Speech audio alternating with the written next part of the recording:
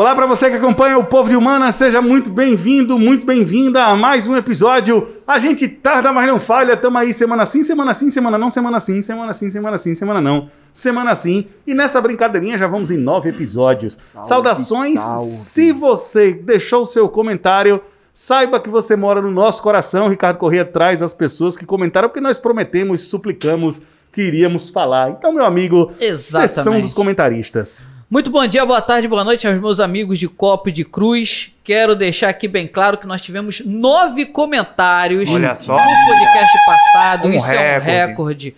Muito obrigado a todo mundo que atendeu as nossas súplicas aqui e resolveram então se expor publicamente no YouTube. Eduarda Pedrosa, conhece aí? Salve, Eduarda, um grande abraço. Eduarda Pedrosa disse o seguinte: racismo estrutural é um debate extenso e muito importante para a sociedade, mas vem perdendo sua essência com a popularização do termo. Cada vez mais é possível ver pessoas racistas usando como desculpa o passar o pano, ao invés de aceitar e procurar melhorar. Então aí ainda participando. Ela que disse que via com as amigas também, né? Boa. Exatamente. Aqui Formação no final quadrilha. ela fala que ela... o Silvio Luiz. É, exato. Assiste com as amigas, formação de quadrilha. Exatamente. Mas aí um abraço para todo mundo que assiste. Cotovelaço não. Abraço não, distanciamento social. Um cotovelaço aí para todo mundo. Carol Sem Salto. Carol.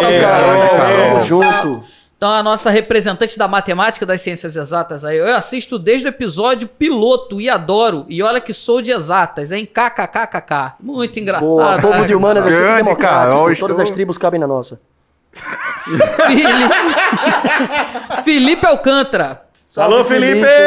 Aquela cotovelada, Felipe, 0-0, se apresentando, exatas, topado aqui.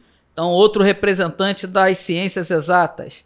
Cássia Carolim. Salve, Cássia. Eu acho que é junto. Carolyn. Mas enfim, Carolim. Isso mesmo. Cássia Carolim. Eu acompanho desde o episódio 000. Eu tô vendo que tem muita gente Tem muita gente que tem tempo pra perder, porque pra acompanhar essa merda desde o zero. Mas eu não sabia, não. E assim, estou com muita saudade das aulas de vocês. Já estou no 4º período de arquitetura e urbanismo e sempre lembro das aulas de redação do TAI. Opa! Eu não me engano. Bora. É. Felipe Pereira. Salve, Chase, grande amigo. Grande, seu amigo aí? Meu amigo de sangue. Pronto, então ele acompanha pelo Spotify, mas acompanha também desde o episódio 0. Boa, Isadora Dônio. Alô, Isa. Pronto. Eu acompanho desde o episódio 00, não perco nunca. Túlio Xavier só deixou o joinha. Fez o que tinha que fazer. Muito obrigado. Soia. Muito obrigado. Comentou o que sabe. Esses são os comentários que nós tivemos aí no nosso último podcast. Deixa o seu comentário nesse podcast se você concorda, se você discorda com tudo que a gente fala aqui. Esse podcast, para você que tá chegando agora nessa barca perdida no YouTube, achou esse canal do nada na sua internet. Aqui são 4 professores, um editor e produtor, aqui no Estúdio Passarinho, na cidade de Maceió, falando sobre o que dá na telha, esportes aleatórios, notícias do Exame Nacional do Ensino Médio, educação e notícias do círculo de notícias que está por aí voando na sociedade brasileira. Então é um podcast com cara de crônica, cara de crítica e cara de nada, que a gente não tem cara de nada, tem cara de professor em tempos de pandemia, mascarado. Não é isso? Muito bem. Muito bem. Vamos em frente, professor Ricardo Corrêa. Abra, por favor, você que é um cara conhecido por gostar de tudo. Abra, por favor. Ok?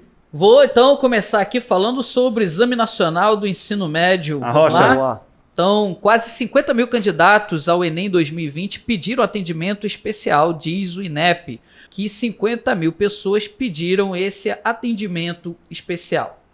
O atendimento especial ele é feito das mais variadas formas, tá? Então, nós tivemos aqui candidatos que pediram porque são lactantes, gestantes, pessoas com necessidades físicas especiais. Qualquer tipo de deficiência. Qualquer tipo de deficiência. Então, aí nós teríamos um total de 50 mil candidatos com essas demandas especiais. Nada mais justo para cada um conforme suas necessidades. Perfeito. Democracia é assim mesmo. O Exame Nacional do Ensino Médio talvez seja uma das coisas que o Brasil consegue fazer de ponta a ponta ainda bem. Beleza? Xanxão. Mais ou menos há controvérsias falando sobre esse tema ainda do Exame Nacional do Ensino Médio. Nos últimos dias aí, O INEP ele contratou finalmente a gráfica que vai imprimir as provas, tinha sido cancelado o edital no mês de abril. A única gráfica que tem uma mancha, não é isso?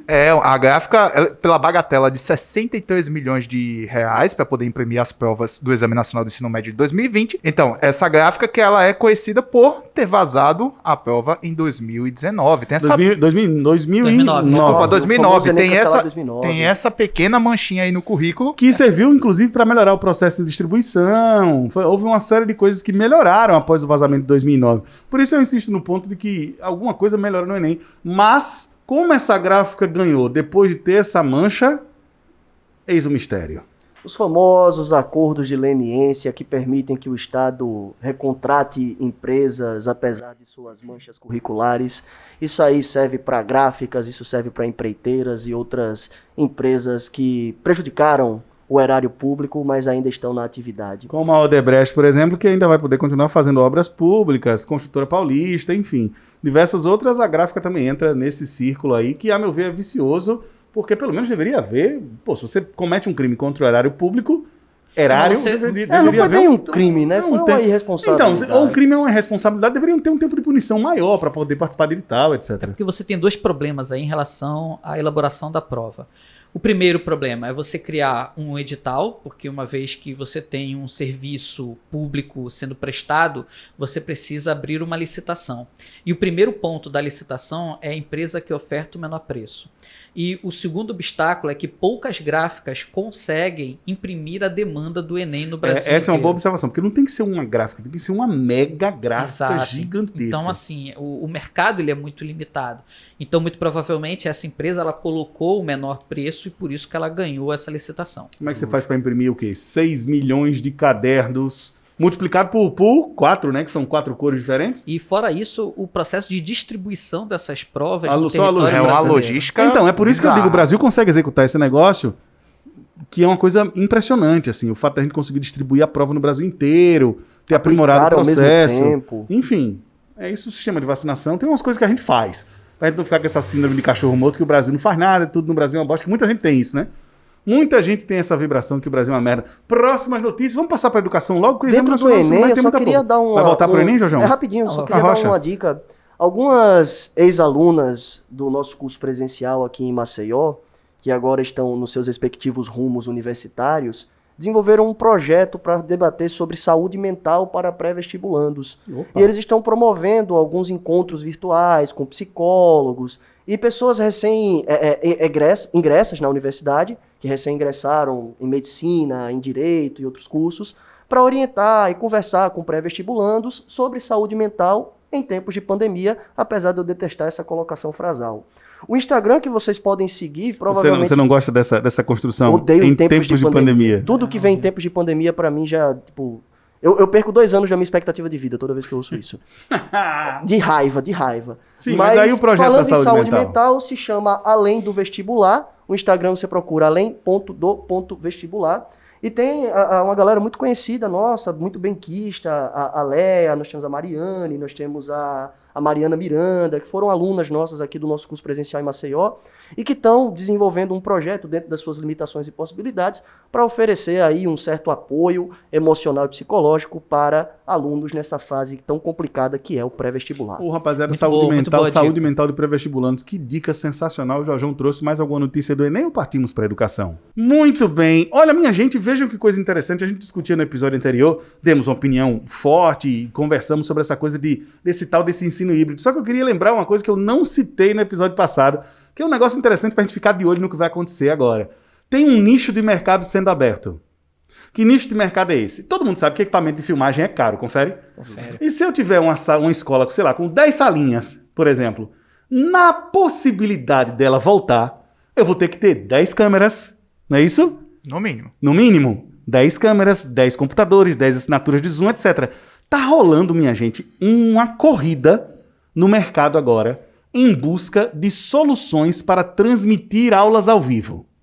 Aí você vai dizer, Steiner, mas já não tem câmera e tal. Não, amiguinhos. Está acontecendo um fenômeno interessante, que são as empresas de segurança pública e vigilância, que instalam câmeras de vigilância. Estão bolando soluções baratas, na casa de menos de R$1.000, para colocar uma câmera com IP transmitindo ao vivo em um microfone barato em cada sala e vendendo pacotes para as escolas de 400 câmeras, 500 câmeras. Ou seja, a tecnologia de vigilância sendo usada e transformada na tecnologia de transmissão ao vivo. Abriu-se um nicho de mercado.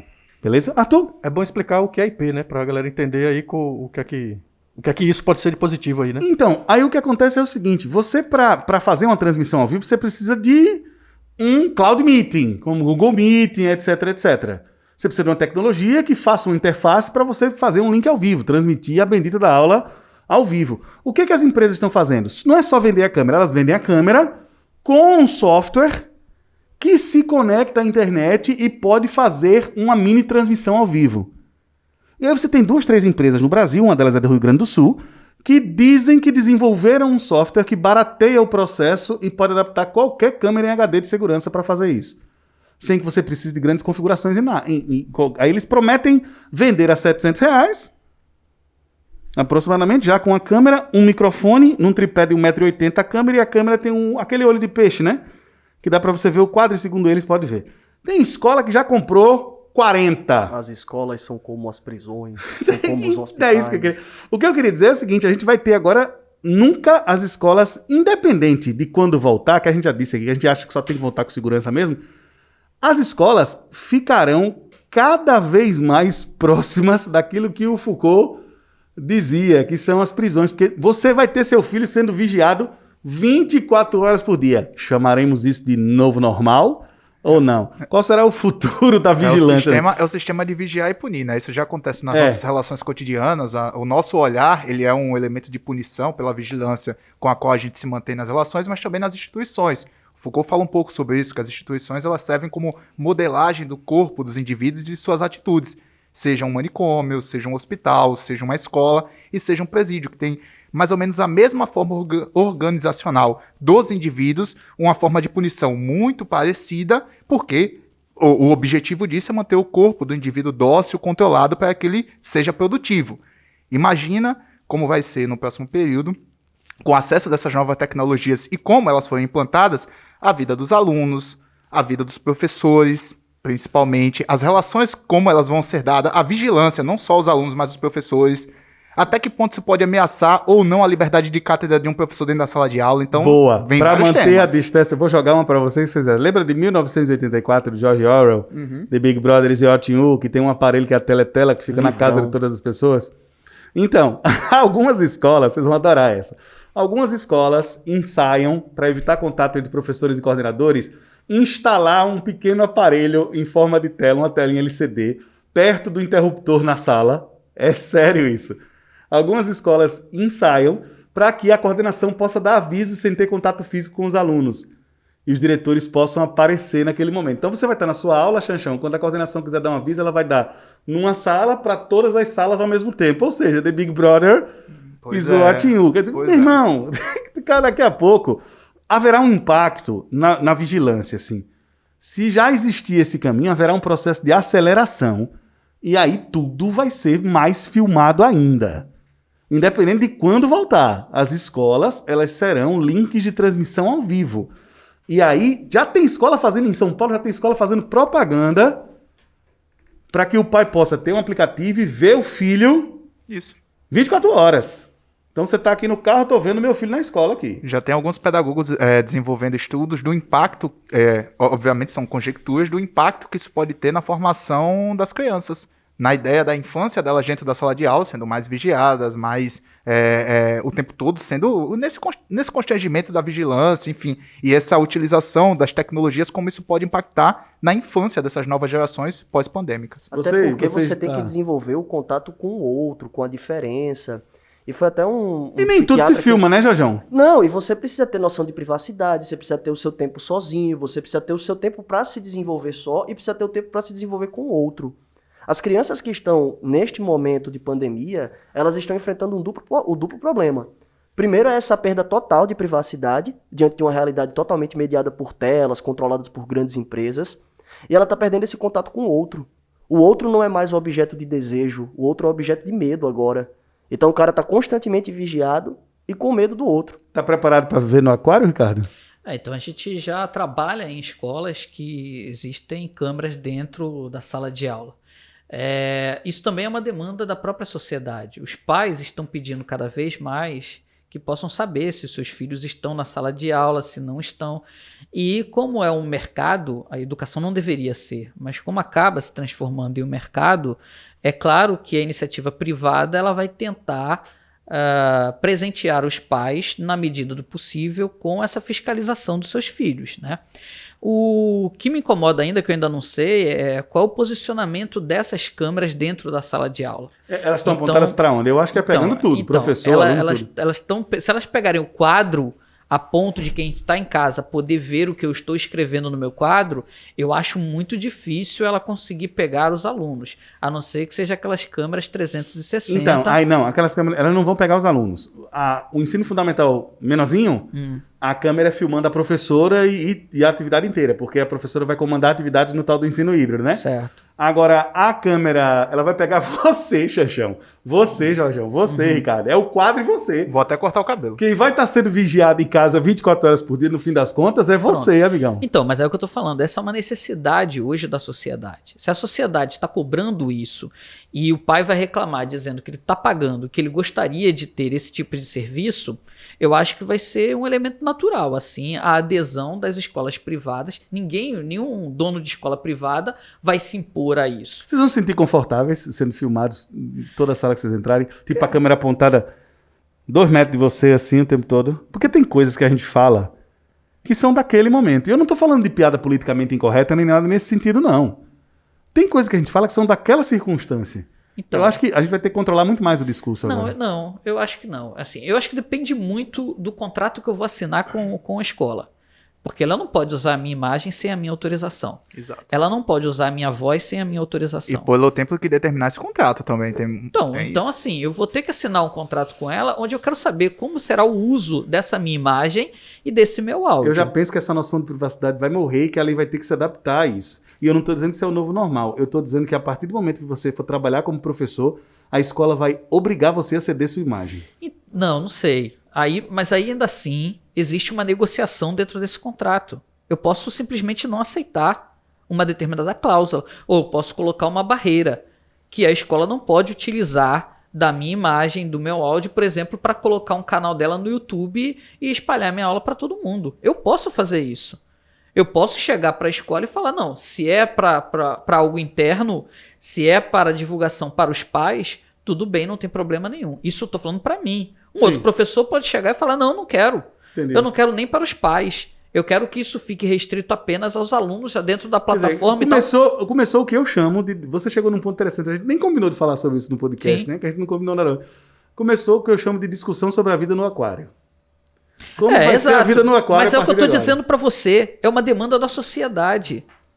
E aí a escola privada ela não é uma escola que vai fazer uma ruptura com a sociedade. Então a escola privada ela serve para prestar serviço à sociedade. Se a sociedade ela é conservadora, se a sociedade ela quer fiscalizar o que acontece dentro da sala de aula, é isso que vai ter. Porque essa coação ela já existe na escola privada. Quantos e quantos, não sei se já aconteceu com vocês, não, a preocupação mas já acontece... de vigiar o professor já existe. Não, já existe. Como a escola privada, ela serve para atender os interesses que o Ricardo usou de sociedade, eu vou usar sociedade e mercado, porque são os pais que estão financiando ou que pagam.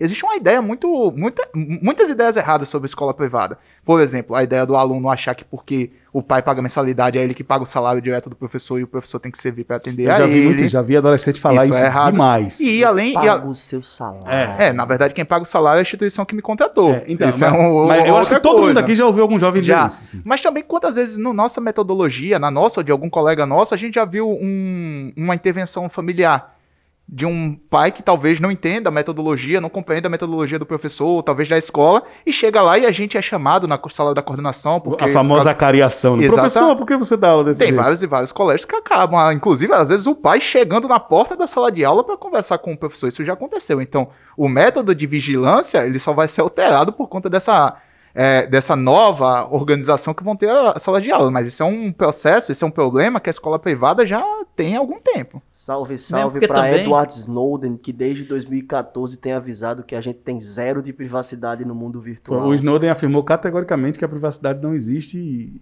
tratar ela Mesmo como se também, existisse. assim, a gente precisa analisar caso a caso. Professor por professor. Tem professor, por exemplo, que não gosta que gravem a aula dele. Tem professor que não Com gosta de uso- dar aula, com uso dar hoje- nenhuma espécie de filmagem. A gente conhece Então, várias pessoas, então. nenhuma. Meus alunos, e eu aviso pra eles, se gravarem a minha aula sem a minha autorização, vocês estão ferrados. Porque vocês vão ter que pagar um processo forte aí. Agora, me pedindo, professor, posso gravar a sua aula? Será sempre autorizado. E eu sempre autorizo. Então, no início da aula, todos os alunos já me avisam. Eu fico, hoje em dia, com a bancada da frente assim da sala de aula, onde fica o quadro, Repleta de celulares. repleto de Isso celular, todos acontece eles muito. gravando. Acontece muito. Então, a molecada assim, mais eu atenta, já- ela gosta de gravar o que a gente fala. Né? Exato. Então, assim, eu já tô passando por esse cenário porque eu sei que eu vou ter que me transformar. Aquilo dali hoje virou... Não é que o aluno queira me prejudicar com aquilo ali, não. Ele está estudando. Aquilo dali para ele é uma ferramenta de estudo. Claro que existe um ou outro cara que pode não gostar da minha aula e não gostar da nota que eu dei para ele e utilizar aquela minha fala de forma pejorativa, de Fora forma do contexto, negativa. né? Mas isso é a minoria. Enquanto a grande maioria dos alunos acharem e tiverem escutando a minha aula para o aprendizado, que bom que estamos utilizando essa tecnologia. O celular não é necessariamente inimigo da sala de aula. Ao Triste da contrário. instituição também que trata... E aí, mas a gente já trabalhou muitos anos em instituições que tratam celulares como inimigos, etc. Para mim sempre foi de boa, assim. Até porque se o professor entrar na sala de aula na briga contra o celular, Ele já a depender de qual for a situação, ele já perdeu. Ele Já vai perder perdeu, 50 Xaxá. minutos de aula dele falando isso. Já Ou se perdeu. estabelece um critério, um acordo, ou então perdeu. E hoje em dia você termina a explicação, tira o print do negócio, manda o PDF, bota no grupo do WhatsApp dos meninos, Exato. manda o áudio, explica e segue o jogo, meu irmão. E o Tá lance ligado? é, todo mundo aqui concorda que aula em vídeo, aula gravada e diversos mecanismos para o aprendizado, por quaisquer mídias que sejam, é importante. A gente não tem medo da gravação, até porque a gente já tem aula gravada, a gente já dá aula. O lance é que toda tecnologia, pelo menos isso é uma conclusão que eu queria só para acrescentar no raciocínio. Toda tecnologia tem um potencial transformativo muito grande, toda tecnologia tem um potencial para ser usado para impulsionar a sociedade para objetivos mais grandiosos. Só que ela também tem o potencial de ser muito reacionária. E é por isso que o nosso primeiro medo, quando a gente falou de uma tecnologia de filmagem em sala de aula por segurança privada, foi imaginar uma distopia, foi imaginar um futuro condenado. É claro que existem possibilidades muito positivas, e é claro que a gente pode ganhar muito com o uso da tecnologia em sala, com aulas gravadas. Imagina um futuro onde você só precisa gravar uma aula, essa aula é transmitida para alunos e você recebe por essa aula. Você não Como precisa ficar será a se matando em sala de diversas aula aulas do futuro? e recebendo por isso. Mas enfim, são perspectivas de futuro. Então, eu já acho, pelo que eu leio hoje sobre educação, eu já acho que isso não vai acontecer. Não vai. Porque a sua aula desse ano, ela estará completamente sucateada no próximo Precisa. ano, devido às mudanças tecnológicas. Mesmo que devido seja às matemática mudanças básica, tipo, mesmo que seja... O ideal é atualizar Sim. sempre. Sim. Mesmo que o cara esteja ensinando Não, a fórmula de não é que vai Bhaskara. mudar 2 mais 2, vai passar a ser 6. Tá. Mas você vai ter N outras maneiras De de ensinar explicar. 2 mais 2. Exatamente. Entendi completamente. É aquilo que você falou, Não é a aula é 6? daquele momento. Não, a A aula aula é é aquele, aquele a aula é aquele momento, assim. Ano que vem eu não sei qual vai ser a aula. Continuando essa seara de notícias a respeito da educação. Manda, Ricardo. O Nesp terá a segunda fase com questões de múltipla escolha para diminuir tempo da prova na pandemia. Não vai ser mais aberta. Não vai ser mais aberta. Então Ô, houve uma louco. mudança. Tradicionalmente, a segunda fase da Unesp é feita em 2 dias, com Tradicionalmente- 36 Posso falar uma parada? questões. Tradicionalmente a segunda fase da Unesp é de fuder. É difícil pra cacete. Exatamente. Então, assim, 2 dias com 36 questões dissertativas e uma redação. Aí a comissão do vestibular analisou o seguinte: o que é dispensável? A redação ou as 36 questões dissertativas? Aí eles falaram que a redação era essencial, então que não seria mexido na redação, e por isso mesmo, então, alteraram de 2 dias a segunda fase para apenas 1 dia. Jorjão, tu acha que tem que tirar a geografia?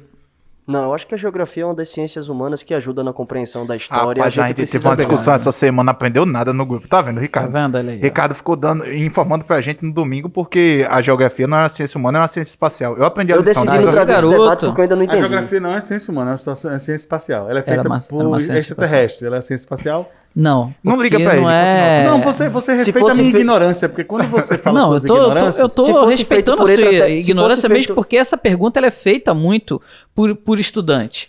Ela é uma ciência espacial a partir do momento que ela não analisa o espaço sideral. Ela analisa o espaço geográfico. Era só uma brincadeira, porque você tá me respondendo, eu sei, velho. Você sabe mesmo. Manda ele explicar. Não sei não. Fala pra mim. Fala dois autores, então, que trabalham o conceito de espaço geográfico. Levanta a mão, levanta a mão, quem vai. sabe aí, levanta a mão, quem se interessa. Tu sabe o quê? Eu sei, ele falou Não no entende grupo. nada de geografia, não sabe nem qual foi o primeiro álbum. Não é? Sim, aí a fase da A gente Unesp. tá falando da Unesp, então. De 36 questões dissertativas, passa agora para 60 questões objetivas.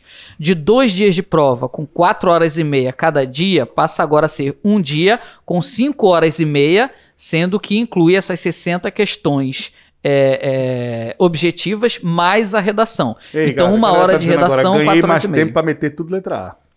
Exatamente. Agora a galera aí pode chutar Teve aquela à separação vontade. em que um dia seriam as ciências humanas, no outro dia seriam as ciências biológicas e exatas, para diminuir o fluxo de alunos. Eu estava vendo alguma coisa no edital para fazer o seguinte: você coloca um bloco de áreas de intenção em um dia, galera que vai para humanas, e no outro dia faz o outro bloco de outros Não, conteúdos. mas será um dia só. Um dia só, né? Será um dia só, então já não tem mais 2 dias. Ok. Como diria o filósofo contemporâneo Nelson Rubens, esse podcast continua e eu quero notícias agora. Giro de notícias. Giro de notícias do povo de humanas, agilizando o nosso processo, ok? Girando. Eu queria recomendar uma notícia, na verdade.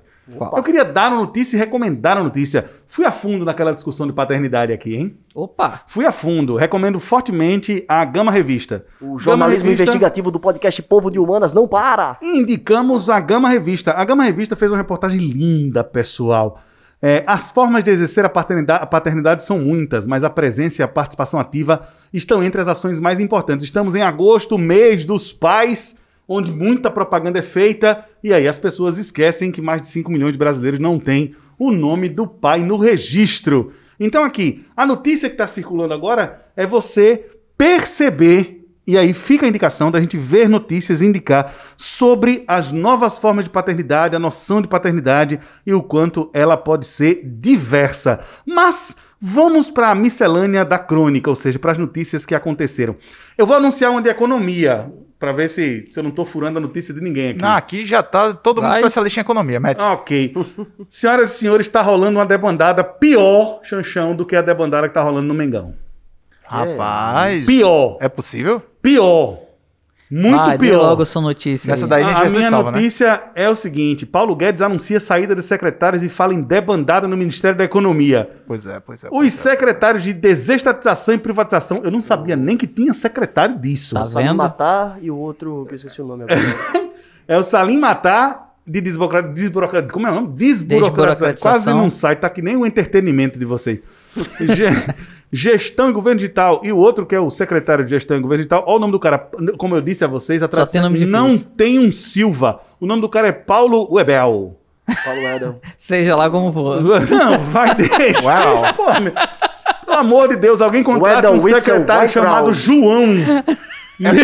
É por isso que esse Brasil não tá dando certo, né? Bicho, Exatamente. como o cara eu não me reconheço. E aí, velho, parece que o Paulo Guedes anda meio triste. Minha gente, velho, aprende, ó. A galera se esforça, Assim, mano. Fala, Há Xaxé. vi muitas notícias sobre isso essa semana, que há o princípio de uma disputa dentro do governo, que é o seguinte: existe uma ala militar, uma ala do gabinete do ódio e uma ala liberal, onde é muito amarrada pela posição que o Paulo Guedes ocupa. Só que acontece o seguinte: o governo Bolsonaro, que se elegeu prometendo privatizações, até agora não fez absolutamente nada com relação a privatizações de estatais. Fernando Henrique deve estar dizendo assim: privatizar é comigo mesmo. Saiu hoje, quer dizer, hoje na sexta-feira que a gente tá gravando esse podcast, até o PSDB tirando uma ondinha com... O privatizômetro. Exatamente, falou assim, ó, esse daqui, que vocês chamam de estadista, ele privatizou 65 empresas, enquanto o governo Bolsonaro zero. Até Porra, fez a galera compete pra ver quem é ruim a esse ponto, né? Exatamente, mas é uma discussão pelo seguinte, é o tema do orçamento da União, né? Se pode passar do orçamento proposto ou não, Do sacrossanto Teto de gastos. teto do de teto gastos. de gastos, desculpa, falhou essa informação do teto de gastos. E a discussão por conta do seguinte: para não superar esse teto de gastos, muitas das políticas assistencialistas que estão sendo feitas agora, inclusive a política dos R$ 600 do auxílio emergencial, elas vão ter que ser contidas. E isso está fazendo aumentar a popularidade do Bolsonaro.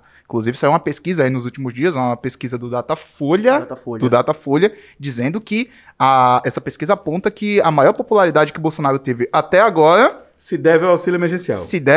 nesse momento, uma das perspectivas é por conta desse auxílio emergencial. Então ele nunca teve tão bem quisto perante a população, inclusive mudando um pouco da composição social dessa população que o apoia. Agora mais pobres, ao contrário de em outros momentos, que era uma classe média e tal. Então existe toda uma disputa econômica e política dentro do governo. O termômetro é esse mesmo, assim, botou dinheiro na conta do pobre, ele vota? Cara, pela primeira vez, o brasileiro recebeu uma quantidade substancial de dinheiro na conta. Tipo, o Bolsa Família dava uma renda para milhões de brasileiros, mas agora 70 milhões receberam R$ 600. Isso era uma grana nunca antes vista. Tava vendo a Laura Carvalho, economista, autora da Valsa Brasileira, falando na internet. Ela disse que esse dinheiro foi o suficiente para que o trabalhador não tivesse uma perda real de receita dentro da pandemia. Então é compreensível que isso segure a popularidade do cara. Mesmo que ele tenha sido contrário, mesmo que ele tenha proposto R$ 200. Mesmo que ele tenha falado publicamente. não era pra dar. É isso que eu não entendo. Parece que é um tilt mental. Parece que as pessoas, elas não se importam mais com o que o indivíduo fala. Porque Precisamente. o presidente, ele falou abertamente que era contra, que tinha que dar somente R$ 200. E mesmo assim, que relacionamento abusivo é esse entre a classe política? Ele falou isso ontem já não existe mais.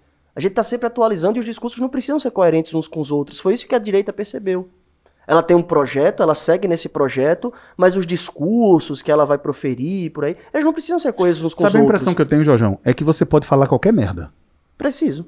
Você pode falar absolutamente qualquer coisa. Tá liberado, não tem mais fronteira moral nenhuma, nem valor nenhum. Você pode ofender uma população inteira num dia e ser esquecido no outro. Eu não entendo como é que a gente vive numa sociedade que registra tudo, grava tudo, que você fala qualquer coisa aqui no podcast, o cara vai buscar um negócio no Twitter de vocês de 10 anos passados para lhe cancelar. É porque a vigilância ela funciona como um mecanismo de opressão. Então, agora o ente político, ele pode falar um negócio aqui e depois ele pratica uma ação política e isso é como se ele não tivesse feito nada. Mas, gente, assim, a população brasileira ela é muito maior e muito mais complexa do que isso que a gente está comentando aqui. Não só a população brasileira. O subdesenvolvimento não faz com que a gente não tenha condições de exigir da população uma análise crítica que nem a gente faz nessa mesa aqui. Tecnicamente eu não estou exigindo. O que eu estou querendo constatar o fato é basicamente isso, assim. A impressão que se tem é que se pode falar qualquer coisa porque as massas, diante da sua situação de precariedade, vivem o dia após dia. Então é por isso que essa massa ela precisa continuar em situação de precariedade para que toda vez que eu quiser comprá-la, basta entregar R$ 600 na conta, um caminhão-pipa e por aí uma cesta básica e por aí vai. Isso é uma carência muito grande de absolutamente tudo. E dentro dessa carência você tem uma carência também financeira. E essa população, a partir do momento em que ela recebe alguma coisa de um representante público, ela passa a endeusar esse representante público. Não é à toa que agora eu não sei quem fez a pesquisa, apontou aí foi a Datafolha, apresentou aí um aumento das pessoas que consideram o governo Bolsonaro bom ou ótimo. E uma mudança da base social que vê o governo Bolsonaro como bom ou ótimo. Antes era uma base social muito mais de classe média, que era um voto mais ideológico. E tanto é que a classe mais pobre ela é muito apegada entre aspas, oposição ao governo Bolsonaro por conta também de programas assistencialistas, de como foram os últimos governos, a relação que se mantinha. Exato, Então o PT surfou nessa onda durante muito tempo. E agora o bolsonarismo ele tá analisando e tá vendo que isso também pode trazer voto. Ainda mais que esse ano é um ano eleitoral. Deixa eu acrescentar uma pitadinha aí. Só que parece que tem alguém puxando a corda do outro lado. Porque aí confirma essa teoria do Xanxan, que é o Onyx Lorenzoni que diz que dificilmente o auxílio emergencial continua. uma coalizão dentro do governo Bolsonaro. Você tem, na verdade, conflitos dentro do governo Bolsonaro. E aí você tem diversas correntes ali dentro que estão tentando a todo momento puxar a sardinha pro seu lado. Meu irmão, é um samba do catiripó, E porque é liberal, militar, é conservador, é crente ultra-reacionário. Mas eu já falei aqui, em outro podcast, quando o Paulo Guedes, ele queria reduzir verbas da educação e as prefeituras e os governos estaduais Você falou. viviam Foi de exatamente no recursos. episódio passado. Exato, então assim, vivem desses recursos. Então o Paulo Guedes, ele entra na ala liberal e a partir daí ele não quer repassar nada para a sociedade brasileira. Ele não quer nenhum tipo de investimento social, ele quer investimento de ordem e caráter produtivo. Se eu pudesse, eu privatizava tudo. E acabou que não privatizou nada. Então, inclusive, a reorganização política ela começa a se dar quando há uma aproximação cada vez maior do centro do governo Bolsonaro com o centrão, né? Então, se essa reorganização política se der, pode ser que a ala, pode ser uma suposição, uma perspectiva, que essa ala mais liberalizante do governo ela seja descartável. Vamos lembrar que esse mesmo Bolsonaro que fez a sua campanha eleitoral dizendo que abrir para o mercado externo e privatizar tudo, era um governo que era contra a privatização do Correio e de outras estatais há alguns anos atrás. Então, é o discurso que O discurso ganha. do deputado Jair Bolsonaro sempre foi de ocasião, né? Exato. Lembrando que ele apoiou o Do Lula. presidente também. Do presidente Sim, Bolsonaro do é a mesma presidente coisa. é de ocasião, é. Amanheceu, se ele tiver alguma coisa pra dizer, safando dele. Semana passada teve ele junto com o presidente, o Rodrigo Maia, fazendo pronunciamento, todo mundo junto. É uma E oposição o Davi Alcolumbre até um dia desse. do lado também. Então, assim, pode estar acontecendo nos próximos períodos uma reorganização política de Centrão e Bolsonaro entre acordos entre as duas alas da política nacional para que o governo consiga aprovar os seus projetos, não só na ala econômica, porque isso tem acordo entre todo mundo. Há discordância entre Rodrigo Maia e Bolsonaro, mas em que termos? Na reforma da Previdência e na reforma trabalhista está todo mundo junto. Então, em termos econômicos, há um acordo, que é manter as grandes taxas de lucro dos ricos e poderosos do país. Ponto. A partir disso, vamos ver o que a gente consegue parar de aresta e uma aproximação entre Bolsonaro e o Centrão. Eu acho que essa é uma tendência possível. Ele tem duas possibilidades agora. Ou ele permanece na agenda liberal do Guedes, ou ele vai fazer o jogo do Centrão e tentar a reeleição. Então, O Guedes é descartável. Exatamente, eu acho que o Guedes pode pular fora também. Mas o Guedes conseguiu uma coisa, ele conseguiu privatizar 5 secretários. 5 caras que trabalharam no ministério foram para iniciativa privada. Foi o máximo que ele conseguiu privatizar. Pronto, já é alguma coisa, já é um começo. O que deve ser difícil é ser bolsominion nesse cenário todo, Porque você né? não sabe o que defender. Exatamente. Numa hora é Você fora defende o Rodrigo cara. Maia. Aí daqui a pouco você tem que falar bem do Rodrigo Maia. Numa hora é o juiz lá, o juiz é o melhor cara de todos. Aí depois você tem que falar mal do... É o herói nacional. Depois você é um tem que covarde. falar mal Você do não juiz. precisa- você não Cara, precisa de ser coerência. bolsominion É é foda. difícil, cara. Ser bolsominion é muito difícil, porque você não sabe quem você vai amar. Exatamente. Eu lembro- Você ama alguém hoje, já tem que odiar amanhã. É Você é obrigado a odiar impressionante. amanhã. Eu lembro que eu conversei com a eleitora do Bolsonaro e perguntei, né? E aí, era contra a corrupção mesmo? Ela, não, mas são os filhos, né, Arthur? É porque filho... Ou seja, assim... Esses tem que- meninos são danados. Tem que ser compreensível. Esses meninos são danados. Esses meninos são danados. E ainda deve ter dito dá pra assim. ser, não, vamos ser compreensivos, né? Porque... Arthur, você veja é pai. bem, veja bem, entendeu? Arthur, você é pai. Muito bem, Jason Chanchão, morador do meu coração. Deu uma notícia aí, meu irmão? Rimou. Adorei. Eu fiz uma pesquisa essa semana para podcast que vocês viram aí a notícia de que há a possibilidade do aumento. Você fez uma pesquisa pro podcast. Eu me Tá preparo. errado. O cara tá Ah, tá fazendo o errado. dever de Tá casa. assim, diferente Não, tá de vocês, eu me preparo pra vir pra cá. Tá 20 errado. minutos antes, Bem, eu tá errado. sento ali 20 minutos. e Aqui faço. é tudo despreparado. Aqui Xexão é tudo escreve roteiro no Uber da descombinado casa pro e estúdio. discutido e brigado antes e atrapalhado.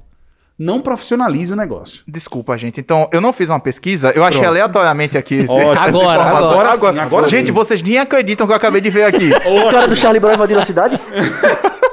Meu, tu não Uma sabe o que aconteceu. Uma notícia que tá aqui, ainda tem o nome assim, atualizado, só que ela é de 7 de outubro de 2019. Eu nem pesquisei isso daqui, viu, gente? É totalmente aleatório. Então, tá aí a discussão sobre a taxação, o aumento dos impostos sobre os livros, né? Mais imposto é roubo. Não, mas agora é imposto no livro, porque livro é artigo de luxo, segundo o nosso ministro da Economia, Isso é Paulo de uma Guedes. Volta o homem pra E aí eu cena. tava dando uma olhada Muito do luxo, seguinte, muito luxo. tem uma matéria antiga de 2019 de 7 de outubro de 2019, que diz assim: jovens leem mais no Brasil, mas o hábito da leitura diminui com a idade. Então tá mostrando aqui Bíblia e outras obras religiosas empurram o número de vendas, segmento sofre menos com a crise do mercado. Sabe qual é o livro mais vendido do Brasil? Isso em 2019. Não sei A qual. biografia de Edir Macedo. O Plano de Poder, que é o livro de empreendedorismo de Edir Macedo. Exatamente. Então, entre 2011 e 2015, a estimativa de brasileiros que consomem livros passou de 50% para 56%, totalizando 104,7 milhões de pessoas. Porém, o nosso nível de leitura ele é muito baixo, ele vai caindo, segundo a pesquisa aqui, uma pesquisa dos retratos da literatura no Brasil de 2016. Retratos da leitura no Brasil. Então, dizendo que o brasileiro ele lê aproximadamente entre 4 a 4,6 livros por ano. Se você tiver uma noção, uma das nações que mais leem é a França. A França lê aproximadamente, os franceses leem aproximadamente 21 livros por ano. Gente, Retratos da Leitura no Brasil é a maior pesquisa já feita sobre o ato de ler na América Latina. É gigantesca, demorou uns 10 anos para ser feita e é uma pesquisa que fornece bases editoriais. O mercado editorial trabalha muito em cima dessa pesquisa. É a pesquisa que embasou a diminuição e o fechamento de grandes redes de livrarias, que as pessoas perceberam que tinha um prognóstico a longo prazo que não valia a pena conduzir o negócio, então houve todo um redirecionamento do mercado editorial. E Retratos da Leitura no Brasil é uma pesquisa, enfim, só para resumir, ela é muito significativa. Aumentar preço, imposto, eu me sinto mais à vontade para falar sobre isso, porque por estar acompanhando esse processo há um tempo. Inclusive. E aí eu me sinto até mais empolgado para falar sobre isso. Aumentar o preço do papel, é bom lembrar o seguinte, em todos os países do mundo que tem mercado editorial estabelecido, o preço do chamado paperback, mais conhecido no Brasil como papel de jornal, é alíquota de imposto zero. Para você ter uma ideia, o governo americano paga para fazer grandes impressões de livro em paperback e distribui para as redes. Washington faz isso. A biblioteca de Washington, para quem não está ligado, é a grande biblioteca do mundo, né? E aí o que acontece? Os Estados Unidos compram, assim, muito desse papel. Imprime, você deve lembrar, é aquele papel que é meio papel bíblia, papel jornal. Imprime grandes clássicos nesse papel e distribui para as bibliotecas das pequenas cidades americanas, que ainda existem, são muito fortes e ainda alugam livros.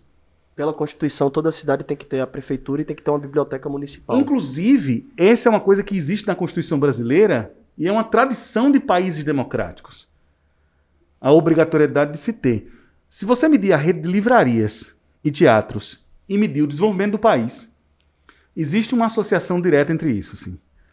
Países mais desenvolvidos têm uma rede de livrarias estabelecidas. Alguns dados que o Retrato da Leitura no Brasil apresenta são assustadores. Buenos Aires. Não estou falando que tem Buenos Aires, né? A província e a cidade. A cidade de Buenos Aires.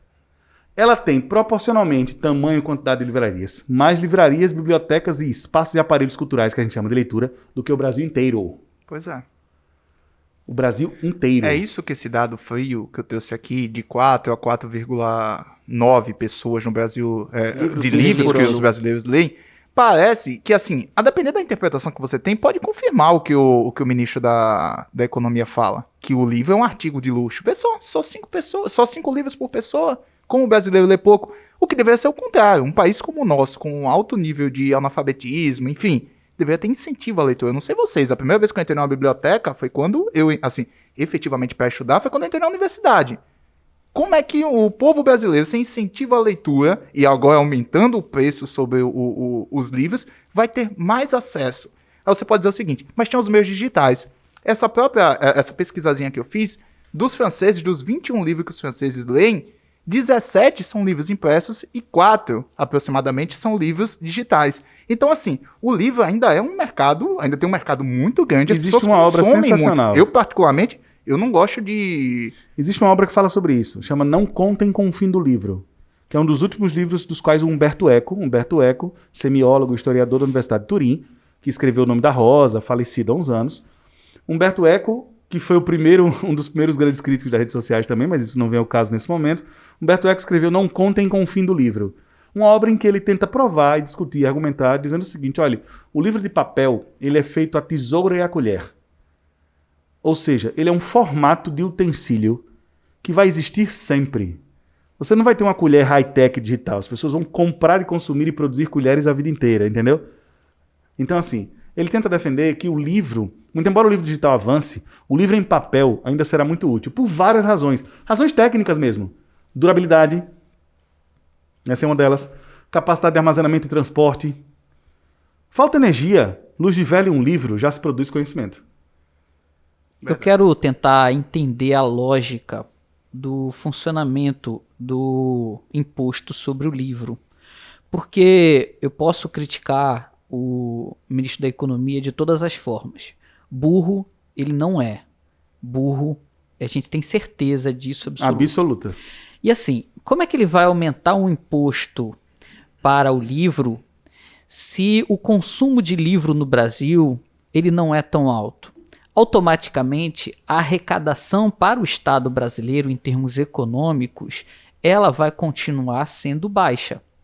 Ele poderia aumentar ou ele poderia colocar impostos em outros bens bem mais caros, Pertencentes à elite. Tipo uma e que ele teria uma arrecadação bem maior. Tipo um uma iate herança. que não paga. fortuna, Tipo né? um iate, Então, tipo uma assim, fortuna. Já Ele pensou? que conhece muito mais de economia do que eu não entendo nada de economia, eu dou certeza para vocês de que ele iria arrecadar muito mais com esses outros produtos, iate, helicóptero, avião, grandes fortunas, do que em livro.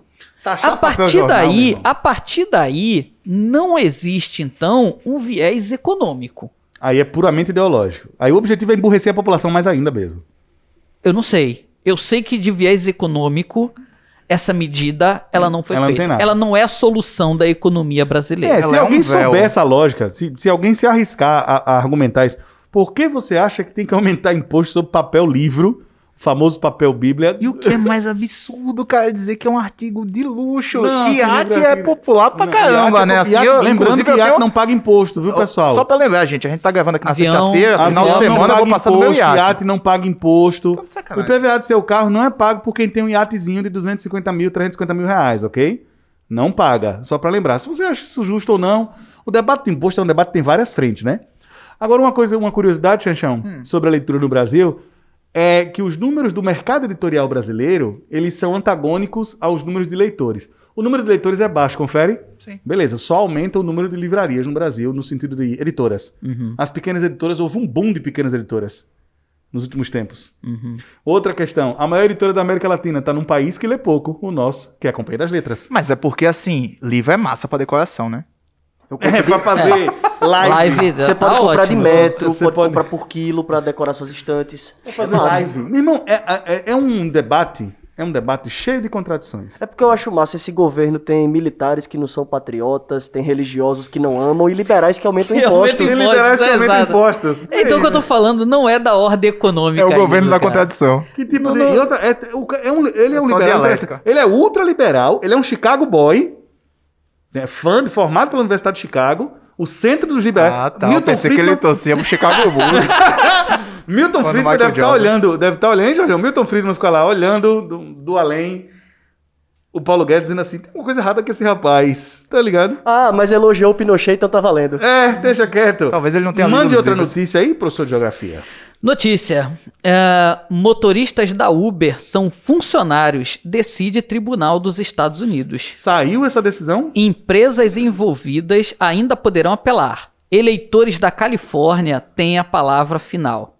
Então, o que aconteceu lá nos Estados Unidos, no estado da Califórnia, Em um estado, claro. exatamente. O Ministério Público do estado da Califórnia foi lá e fez uma defesa a esses funcionários, a esses motoristas. A intenção da Califórnia era impedir que as empresas de transporte classificassem seus motoristas como prestadores de serviços, quando são, na verdade, funcionários. Então, o estado da Califórnia estabeleceu que eles agora são funcionários da Uber. Só que a decisão e a palavra final vai ficar para a população da Califórnia. Em novembro, como os próximos passos, os eleitores da Califórnia escolherão, por meio de votos, se os motoristas das plataformas podem ou não ser classificados como prestadores de serviços ou como funcionários. Os usuários poderão sofrer prejuízos consideráveis se os motoristas não obtiverem acesso aos direitos trabalhistas do país. Uma vitória extremamente importante, então, num país... Contrário a ao gente entendimento do direito trabalhista brasileiro, totalmente isso. Exatamente. Eu queria lembrar uma coisa aqui. E a gente sempre aqui quer imitar o modelo... A gente conversou recentemente com o Emanuel Holanda, juiz do trabalho, que participou de um evento junto conosco, muito gentilmente. Ele é um juiz de trabalho que atua em Minas Gerais. E ele falou uma coisa muito clara, assim. No entendimento dele, ele falou que de todos os casos que ele pegou 2 casos, assim, em que ele deu, no entendimento dele, de que era funcionário de fato. Trabalhista. Só que foi revertida a sentença. Quando chegou lá em cima, Sim. em instâncias superiores, assim, inclusive um abraço para Emanuel Holanda, que certamente vai nos assistir. O O juiz Emanuel entendimento Holanda. do Tribunal Superior do Trabalho, que é a nossa Corte Superior, Isso. que inclusive faz parte o ministro Ives Gandra, que é uma figura bem peculiar do direito brasileiro. O entendimento do Tribunal Superior é que o motorista não tem vínculo empregatício, ele é funcionário. E é bom essa notícia ter vindo da Califórnia, porque São Francisco é o berço da Uber, né? Isso. É. Então, onde começou o epicentro da precarização, desse capitalismo, que até o Ricardo Antunes vai dizer que é o tal do privilégio da servidão, agora a gente já está vendo o início de uma possível Ricardo reversão, Antunes, né? fica a dica de leitura aí. Ricardo Antunes, sociólogo, beleza? Paulista, né, João? Acho que ele é de São Paulo. É, o privilégio da servidão. Ok? É um dos maiores sociólogos da sociologia do trabalho brasileiro. É. Cai E na aí, prova, preparado valeu. para a Batalha dos Drones, professor Ricardo? Pois é, né? Agora o iFood também já Preparado para a começou... Batalha dos Drones? É. A pergunta que eu quero fazer para você. Gente, eu pedi uma pizza, ela veio agarrada num drone. Cadê ela? Beleza? Vamos imaginar por Um onde essa cenário pizza vai futurista. passar. Um cenário futurista aqui. Será que vai rolar, tipo, caça aos drones, tipo a galera botando rede, esperando aí o eu drone passar? não sei como é que Tomás vai Coelho, ser. Zona Norte do Quero Rio. ver esse drone lá na Ponta Grossa. Então, é isso que eu quero Não, ver. lá no Rio- Tomás Coelho, Zona Norte do Rio. Vamos imaginar. É. Essa Amazon seria... entregando encomendas no Essa dirigível, seria o a drone indústria saindo. 4.0, né? Indústria 4.0. A indústria 4.0 é você entrar no aplicativo, decidir o que, que você vai comer, você tem uma cozinha toda equipada por robôs, esses robôs já sabem a quantidade exata, cada um dos ingredientes que você pediu, vai preparar o seu sanduíche, o seu prato de comida, a sua pizza, não importa o que você pediu, vai entregar para o drone vai pegar, vai levantar voo, vai entregar na sua casa. Isso daí é a indústria 4.0, isso daí é o que seria o A Amazon para ter um tópico... dirigível, o iFood conseguiu licença da ANAC para voar com esses Exato. drones já aqui no Brasil. Só que assim, tem que combinar ainda com a galera, que ainda não combinou com a galera. Em termos que eu de queria comentar desenvolvimento com você. tecnológico, tá Tava comentando ótimo. isso de Jorginho essa semana. O Crivella lá no Rio, ele já falou que pra galera ir pra praia, vai ter que marcar lugar no aplicativo. Sensacional. Então tem lá o lugarzinho, vai estar sitiado vai ter um lá. aplicativo de mapear a praia.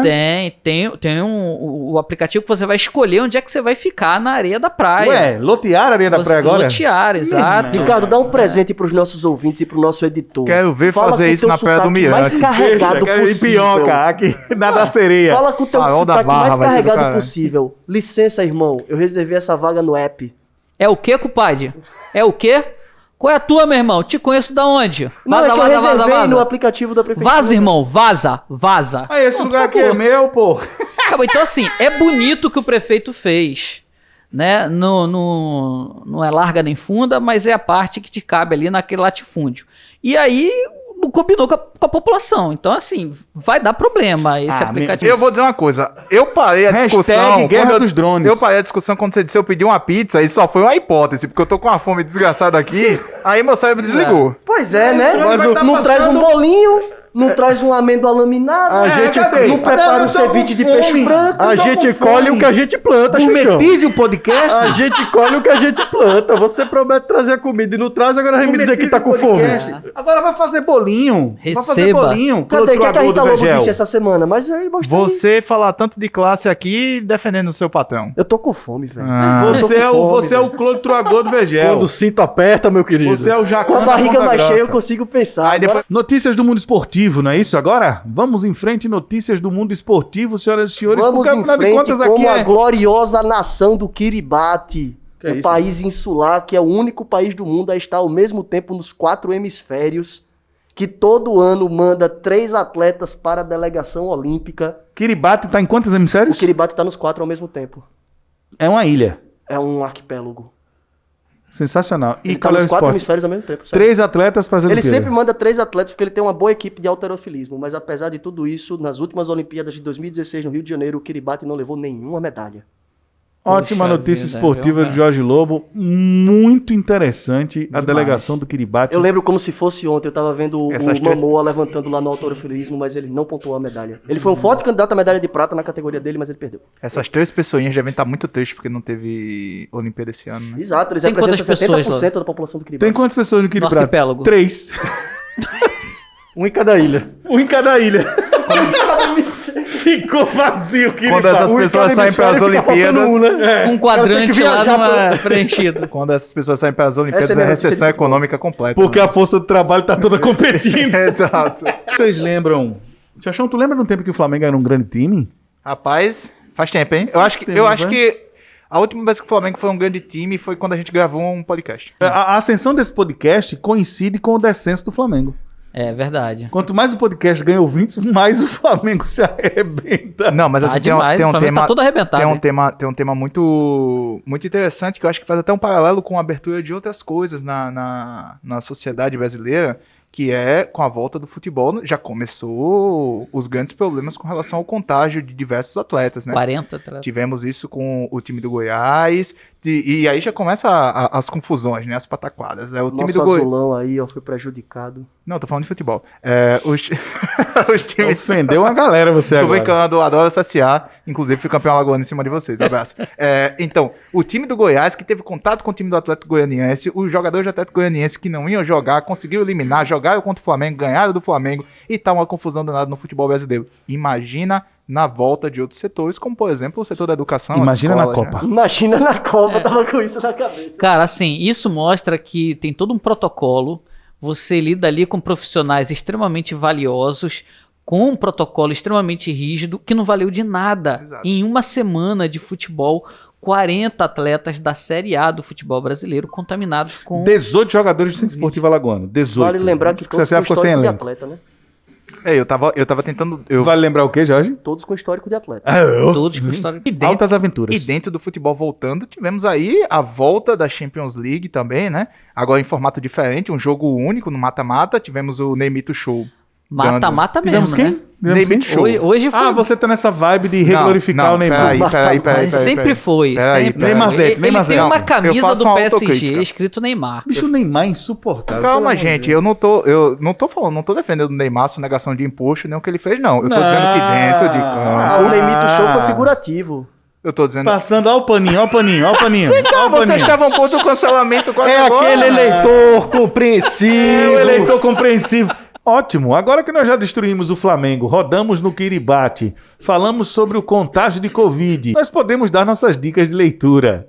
Não é isso? Jorge Lobo, mande a braba. Cara, eu tava lendo um livro do George Orwell chamado O que é Fascismo e Outros Escritos. Na verdade, foi um livro E que eu outros tinha dado escritos ou pra em outros você. ensaios? E outros ensaios. Outros ensaios. Eu tinha dado pra você esse livro de presente Justo e tomei posto. ele. É uma coisa terrível, porque você deu, eu não terminei de ler o negócio, li trechos e você pegou de volta. Ou seja, Foi. que merda de amigo Parece você é. fim de relacionamento, né? Precisamente. Não, terrível isso. O livro tá lá em casa, eu tô lendo, é muito massa, já eu devolvo pra você ler. Tem a Tá bom. dedicatória e tudo. É muito Devolva- bacana, gente, lançado pela Companhia das Letras, é um compilado Devolva isso se de você não artigos leu, né? inéditos até então no Brasil, do George Orwell. Vale muito a pena vocês procurarem. Eu acredito que já tenha caído do caminhão no PDF da internet. Devolva meus livros, pois mesmo não lidos eu sei que são meus. É. Poxa. Ah, do Vitão, cara. Ó. Um abraço pro Pirralho aí, gente boníssima. Caramba, como é que eu não lembrei Salve, isso? Vitor Pi.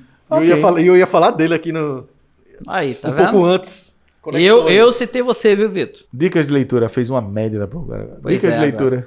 Eu tenho uma dica de leitura, acabei de ler essa semana, tô lendo coisas aleatórias, e aí li um livro bem legal, que eu acho que todo mundo que gosta de futebol e todo mundo que é alagoano deve ler, é o livro sobre a história do futebol alagoano do Lauterney Perdigão. Cara, isso é sensacional. É um livro muito, muito, muito legal. Quem não conhece o Lauterney Perdigão é um dos caras que quer dizer, é o cara que toma conta do Museu dos Museu do Esportes, Esporte que no fica estádio lá no Rei Rei Pelé, que é o pouco do que a gente tem do patrimônio do futebol alagoano. É a memória do futebol em Alagoas. aquele Exatamente. Inclusive, fico muito preocupado, né? Quem vai continuar a postergar esse legado de tentar entender um pouco e conservar a memória do futebol alagoano, que, assim, É difícil ser feito esse trabalho, é um trabalho de um homem insistente, de um homem só, e esse livro é mais ou menos a materialização desse debate aí, da história do futebol alagoano, vale muito a pena ler, você encontra em banca de revista, tal, não sei o que. Foi lançado pela imprensa oficial, foi Muito reimpresso, ele tava fora de catálogo e foi reimpresso pela imprensa oficial esse livro. Dica de leitura, Ricardo? Os rumos da educação e as contrarreformas de vários organizadores que trabalham a perspectiva da educação no século XXI no Brasil, fazem uma análise das reformas que aconteceram tanto no ensino médio quanto também no ensino superior, suas causas e suas consequências. Bom, Sensacional. bom mesmo, porra, só tá lendo livro pesadão de educação você. É obrigatório aqui, né? É obrigatório, eu tô né? juntando o inútil ao agradável aqui. Triste, eu tô juntando o inútil ao agradável. Triste fim de Policarpo Quaresma. Boa. Lima Barreto. Para entender ufanismo barato, crítica ao comportamento das elites, militarismo de ocasião e apego à estupidez, leia Afonso Henrique Lima Barreto, por favor. Muito bem, agora que vocês já me disseram o que eu tenho que ler, por gentileza me digam o que eu tenho que ver, assistir, que canal eu tenho que assinar, porque os incríveis 9 comentaristas desse podcast querem saber o que fazer nesse final de semana solitário. Boa. Então, eu separei aqui como dica de entretenimento. Ótimo, uma pessoa que sabe soletrar nessa mesa. Olha aí. A Era dos Dados na Netflix. Eu vi só um episódio, eu não vi a temporada inteira ainda, mas o primeiro episódio que eu vi ontem já achei assim muito bom, genial. Então ele mostra como a nossa sociedade, como o desenvolvimento tecnológico ajuda a gente... Tem a ver com Big Data esse lance aí? Exatamente. Ajuda a gente a fazer diversos tipos de mapeamento. No primeiro episódio, ele mostra, por exemplo, como é que se faz agora a contagem dos porcos. E também pelo reconhecimento facial. Então, os porcos, reconhecimento facial dos porcos. É pura chalaça. E também consegue se descobrir se os porcos eles estão felizes, tristes, se a carne pode ter algum aproveitamento melhor, se ela pode ser uma carne mais nobre, a partir do momento que aquele Porque foi o bem-estar mental do animal afeta a qualidade da musculatura dele. Exatamente. Os criadores de gado já sabiam disso. E aí está se tentando fazer esse monitoramento, então grava-se a imagem, o rosto do animal, pegam diversos pontos e eles conseguem, a partir daí, traçar se o animal está feliz, se está triste, como é que é a forma dele se comunicar. Um outro, dentro do mesmo episódio ainda, mostra, por exemplo, a migração dos pardais dos pássaros dos Estados Unidos. Então, se sabe que eles migravam para o sul no período do desculpa inverno. interromper, Ricardo. É uma série que mostra como o mapeamento e a coleta de dados digitalmente... Exato. A era dos dados. Boa, meu Como irmão. a gente está hoje cercado de dados, como a gente precisa Eu desses tava dados. demorando a entender o negócio. E aí, assim, os pássaros, eles migravam para o sul. Só que eles não sabiam muito bem para onde iam os pássaros. De onde os pássaros saíam, eles sabiam, que era da floresta lá nos Estados Unidos. Agora, para onde eles se deslocavam? Até que ponto do sul, no período do inverno, quando chegava o inverno, eles migravam, né, para pegar o verão lá do hemisfério sul. Então, para onde eles iam? Aí eles descobriram, colocaram mochilas nos pássaros com o GPS. Olha aí o drone, papai. Olha E aí o drone. o pássaro, ele ia com aquela mochilinha, chegava lá e eles viram que ele chegava até a floresta amazônica brasileira. Aí eu falo do É a drone. guerra dos drones aí eu contra os animais É a guerra biônicos. dos drones contra os animais biônicos. Aí eu falo dos drones e esse maluco disse que não vai acontecer. Não, Você não vai vai ter, acontecer, não você vai ter acontecer, a guerra já dos está drones contra acontecendo. os pombos biônicos, meu irmão. Exato. Na era dos dados. Aí, o retorno desses pássaros, o que é mais incrível é que muitos deles retornam até para a mesma árvore que estavam, da Isso. sua origem. A natureza é um Então, absurdo, então né? assim, eles têm um mapeamento muito grande. Como é grande a santa E natureza. depois os pesquisadores começaram a reparar sobre a entrada dos furacões e a taxa de migração dos pássaros. E eles percebiam que nos anos em que você tinha os grandes furacões, os pássaros migravam mais cedo. Então os pássaros saíam, fugiam da passagem dos furacões, já estavam lá no sul. E depois, quando terminava a estação dos furacões, eles retornavam para o norte. E começaram então a ter um bioindicador desses furacões. Então esses pássaros hoje, eles conseguem apontar para a gente quando você vai ter um ano com muitos furacões ou não. Então, se os pássaros migrarem muito cedo, significa que você vai ter um grande número de furacões. Em 2017, isso no próprio episódio, em 2017 os meteorologistas não viram grandes furacões. E os pássaros migraram muito cedo. E esses biólogos falaram, olha, nós vamos ter muitos furacões. Os meteorologistas, não vamos ter não. Aí você passou julho realmente que não teve, só que em agosto chegou 2 grandes furacões, arrasou com tudo ali na região do Caribe. Ou na seja, região da... os meteorologistas não previram, mas a observação de pássaros Os previu. pássaros acabaram prevendo melhor do que os meteorologistas. Como eles conseguem fazer isso com um cérebro do tamanho de um... De um amendoim. Exato, é que ainda não se sabe. Mas se sabe que eles já são uns bons indicadores de quando entra a temporada de furacões pesados ou não. Muita gente diz que... Segunda curiosidade que eu queria citar é um escritor guatemalteco chamado Augusto Monterroso. Ele é famoso por escrever microcontos. Ele criou e modelou o conceito de microconto. Um tweet? Que é muito... Ele é o tweet com narrativa. Entendeu?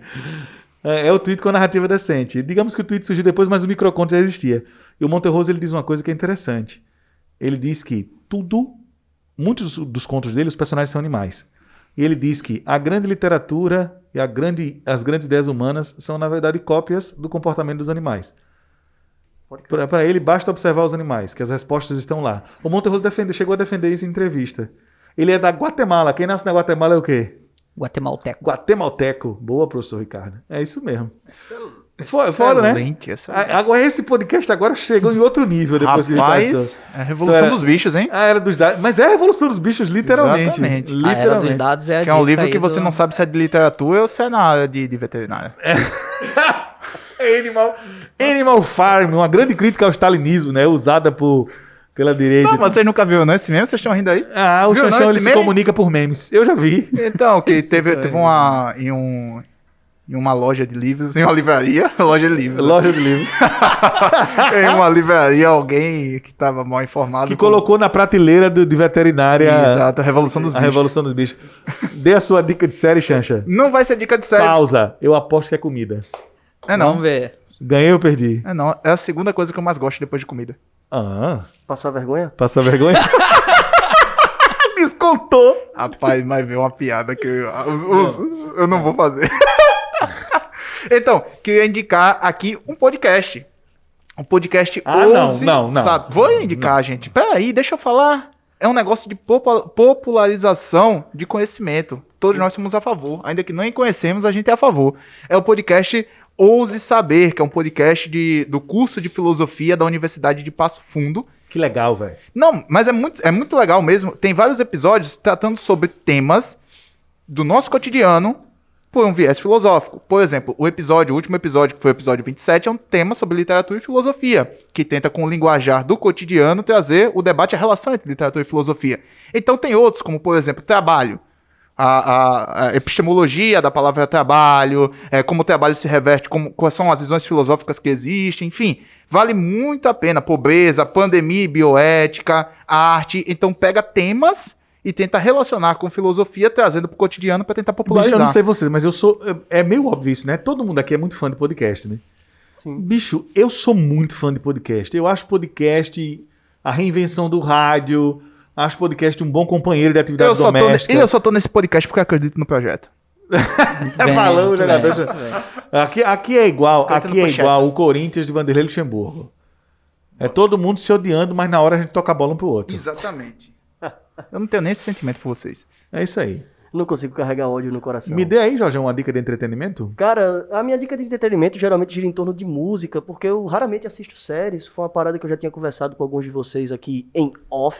E eu tenho dificuldade em assistir série, tenho dificuldade em engrenar, parar O pra Jorge é assistir aquele cara televisão. que dorme. O negócio dele Eu é ler. durmo muito, velho, durmo muito.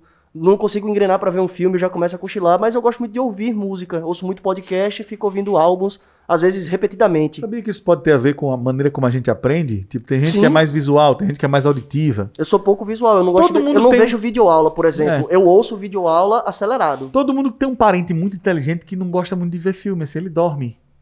Mas ele é inteligente pra caralho, ele lê, tem só pra... Entendeu? Esses dias eu passei, tipo, ouvindo repetidamente o Tábua de Esmeralda, do Jorge Ben. Tava ouvindo ele, tipo, sequencialmente. Hoje eu ouvi 5 vezes a música O Homem da Gravata Florida. Foi feita para o André Midani, produtor musical que trouxe a Polygram pro Brasil. essa Eu quero canção. muito uma gravata dessa, velho. Meu Lá sonho vem é o uma homem da gravata gravata florida, isso não é só uma gravata, essa gravata é um relatório de harmonia e de coisas belas, é um jardim suspenso dependurado no pescoço de um homem simpático e feliz. É o André Midani. Esse disco, quando foi gravado, ele tava numa vibração de pintar todo o estúdio de branco, porque ele tava lendo sobre alquimia. Ele leu aquele livro de pseudociência. Aí ele tem até a música, Hermes Trismegisto. Eram os deuses astronautas. E ele gosta muito de alquimia. Uma das histórias mais loucas que aconteceu na minha vida foi eu ter jantado com o Jorge Ben aqui em Maceió, no restaurante O Antiaco. Sei disso, eu vi foto. Eu tenho foto disso. Eu tinha um aluno, eu sei todas as histórias desse disco, uma por uma, de todas as faixas, porque eu ouvi da boca do Jorge Ben perguntando a ele na distância segura que nós estamos aqui um do outro. Eu tinha uma aluna. Só falta a live dele. Pra você que não sabe, o Jorge Ben tem amigos na cidade de Maceió. Pra você que não sabe, todo mundo tá ouvindo. Jorge Ben tem amigos na cidade de Maceió, passa férias aqui constantemente. E uma dessas pessoas, que é amiga de círculo familiar dele, era uma aluna nossa aqui. Pô, Jorge, se você estiver ouvindo o nosso podcast, Era forte uma abraço, nossa. meu xará. Abraço, Atenção, Renata. Atenção, Renata. Salve, Jorge, Jorge. Cuida, fica Tô isoladinho aí, faz uma live Tô pra gente. citando você, Renata. Jamais esquecerei você. Todo Alô, mundo tem um amor síndico. por um Jorge, né? Atenção, Renata. Jamais esquecerei você. Um dia eu estava sentado na minha casa muito bem. Comentei isso em sala de aula. Que era muito fã do Jorge Ben, que tinha comprado. Eu tenho disco de autografado, tenho tudo. Eu chamo de Jorge Ben ainda, mas ele não gosta. Jorge Ben Jó e tal. E eu recebo uma ligação às 5 da tarde de uma segunda-feira, num dia que eu estava meio mal e não tinha ido trabalhar de manhã. Dizendo que, professor, Tainan, como é que tá? Ó, eu liguei a pedido da Renata e o Jorge Ben vai estar no restaurante, vou citar o nome, não tem problema, o Antiaco, esperando o senhor para jantar com ele. Eu disse, o quê? Eu botei minha camiseta polo, minha melhor roupa da época e fui. Eu cheguei no Antiaco, tava um grupo de pessoas, o meu prato separado e o Jorge Ben sentado aqui. Se você não entende a importância disso, é como se você fosse fã dos Beatles e o Paul McCartney tivesse te chamado pra almoçar com ele, tá ligado? Exato. Não, porque o Jorge Benjó, pra quem não curte muito a música brasileira, ele tá no nível Tom Jobim, Caetano Veloso, Jorge Benjó. Essas pessoas estão no outro patamar. E aí eu sentei e comecei. O Homem da Gravata Florida é uma canção feita pro André Midani. Tava preso nesse álbum, tava muito preso, tava viciado. Eu comecei a ler um tópico, eu até queria conversar depois sobre isso, preciso ler muito mais, sobre afrofuturismo, que é um movimento que tá ganhando força e tal, pai e coisa, não vou entrar nesse assunto. E o Jorge Ben é um dos percussores, Jorge Ben do é um dos afrofuturismo no Brasil. Afrofuturismo no Brasil. Mas enfim, eu tava ouvindo uma parada mais, me perdoe, jovem guarda, né? Que saudade de estar na beira de um palco, levemente embriagado, e ouvir uma pessoa estranha falar, respeita as mana, as mina e as mona, antes de começar uma música de qualidade duvidosa. Você tava ouvindo quem? Eu tava ouvindo Ana Frango Elétrico. Ana muito Frango massa Elétrico. Ana Frango Elétrico, velho. Fui pro show dela em Recife. É uma das representantes É dessa... pernambucana. Eu acho que não tenho certeza não. É porque eu fui no show em Recife. Eu Tem uma esqueci geração de artistas agora essa de Pernambuco geração de aparecendo nova que é artistas, de foda. álbuns curtos, de músicas críticas. Aham. E a Ana Frango Elétrico tem uma música que me chama muita atenção, que é Torturadores. E essa seria a minha dica. Vocês conhecerem a Ana Frango Elétrico e ouvir a música Torturadores. É bem bacana. Hermes Trismegistos foi um alquimista, Um monge egípcio. um monge egípcio, Um alquimista egípcio. autor de uma peça arqueológica chamada Tábua de Esmeralda. A Tábua de Esmeralda é escrita em sânscrito. O que está no alto é igual ao que está embaixo, porque ela é para ser lida na frente de um espelho.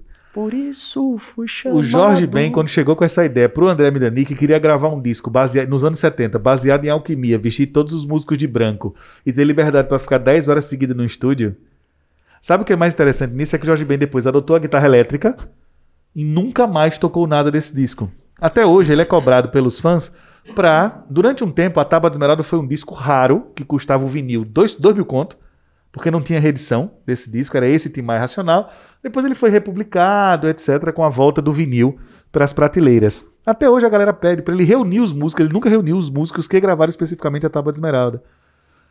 Para fazer, ele nunca regravou, ele nunca fez, por exemplo, vamos sentar para fazer esse disco ao vivo, a Tábua de Esmeralda especificamente. Não, ele sempre canta outras músicas e tal. A sensação que eu tive é que ele não entende a importância do disco dele. Ele sabe que é um disco que todo mundo gosta, que é um marco na história da música brasileira, mas ele falou pra mim, primeiro ele fala realmente Salve Simpatia, normalmente assim. Ele tem um negocinho aqui de jogador de tênis, tem escrito Salve Simpatia, e no outro tem São Jorge. E ele é aquela figura mesmo, ele, professor, simpatia, ó, a galera me pede aí pra eu gravar esse disco novamente, tô tentando reunir os músicos há uns anos já, mas não consigo, Simpatia tô em outra, tô fazendo outra. É nessa vibração. Super gentil, super educado, fã de poesia. Dei pra ele uns livros de alquimia que eu tinha. Dei uma edição de Eram os Deuses Astronautas e outra de Mistérios da Humanidade. Pedi pra ele autografar todos os meus discos e dei o meu livro de poesia pra ele. Sabe o que ele fez? Ele leu em voz alta o meu livro pra todo mundo que tava rodando a mesa. Pô, que bonito isso. Meu irmão, você não tem ideia. Eu não sabia reagir. Na foto que eu tenho com ele, Ah, normal. eu não sabia reagir. Eu tava assim. Sabe quando você fica tão encantado com alguma coisa que você não consegue reagir? Na foto eu tenho 14 anos. Eu tô claramente embasbacado diante da situação. Quando eu saí, eu cheguei em casa chorando de emoção. Chorando de emoção. Eu acho que eu sentiria a mesma coisa se o Romário falasse comigo, Xanxão. Trocasse uma ideia, me desse um abraço e tal. Porque na Copa de 94 eu tinha a idade, eu era muito fã do Romário, assim. Muito fã do Romário. Muito fã. E eu falo isso sem problema nenhum. Tem gente que tem vergonha de dizer que é fã das coisas. Oxi. Se o Zico falasse comigo, eu me emocionaria também, porque eu fui muito fã do Zico quando eu tinha 6 anos. Aquele Zico de 87. Sim. Eu tinha 6 anos ali. Meu irmão, Já com o joelho todo ferrado. já com o joelho todo ferrado. Eu me emocionaria muito isso, assim. Tem uma galera que tem vergonha de dizer que é fã. Eu admito claramente que eu sou fã de uma porrada de gente.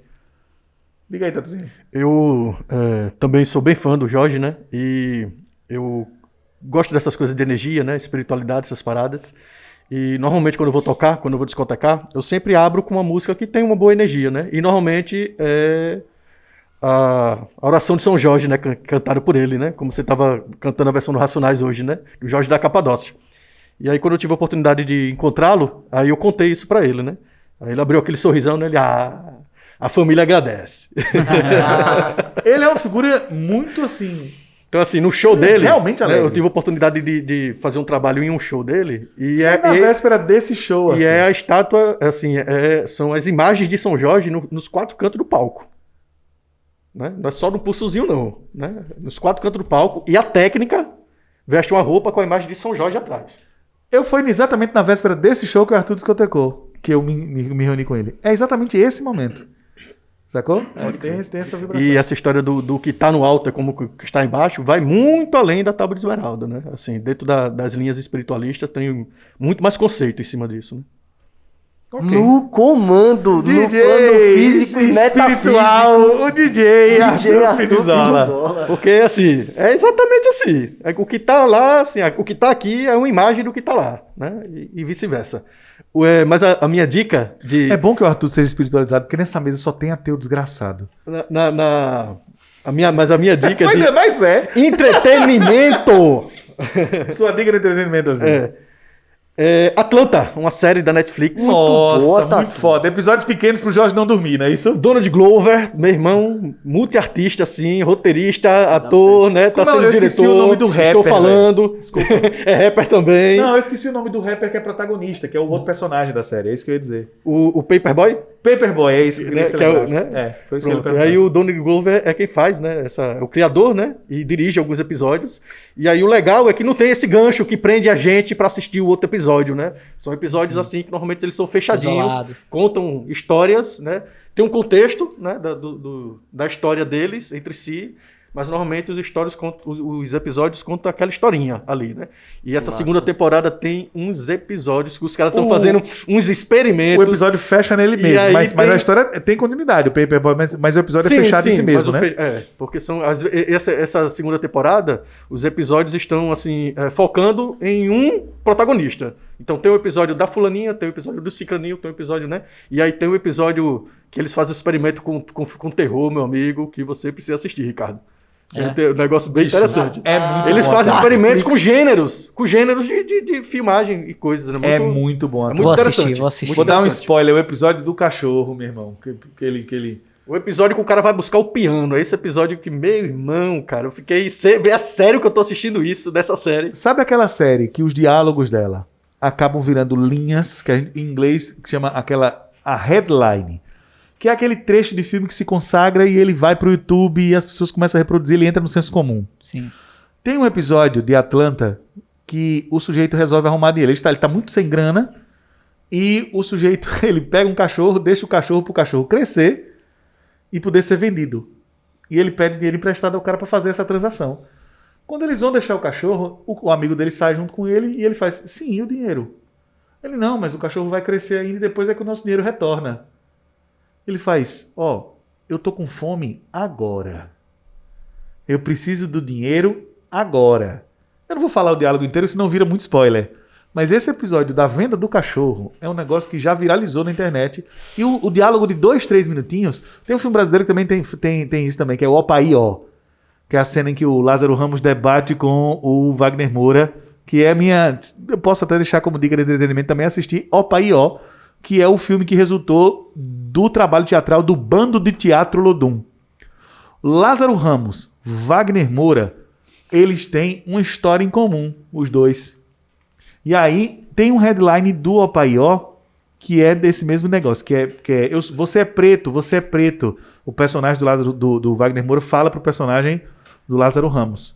Sabe assim, trechos históricos. A abertura do Poderoso Chefão, Eu Não Sou Seu Pai, do Luke. Tem um filme brasileiro que tem essas viagens também. E aí ele responde, né? Mas tu não caga como eu cago, não? É. Tu não sangra do mesmo Não jeito que eu sangra do mesmo sangro, jeito não? que eu sangro. Essa parte aí é uma adaptação de um texto do Shakespeare. Nota de repúdio.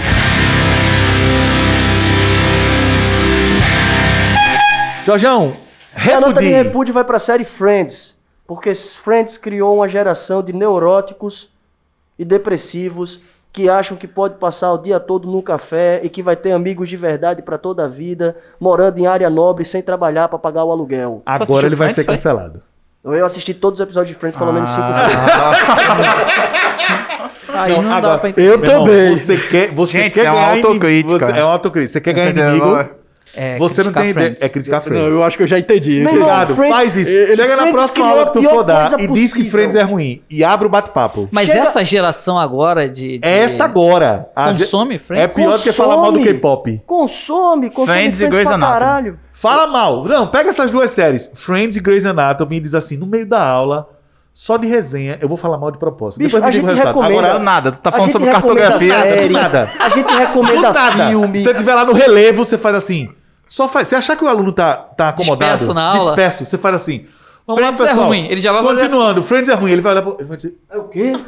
professor. Mas, e tipo, a gente recomenda coisa pra caramba, mas o moleque não assiste. O moleque É. chega, bota no Netflix, vai ver o mesmo episódio de Friends, que o Ross 10 vai vezes. falar o nome da Emily e ele fala Rachel no altar. Tu já assistiu esse episódio quantas vezes, Um João? bocado, meu parceiro, um bocado.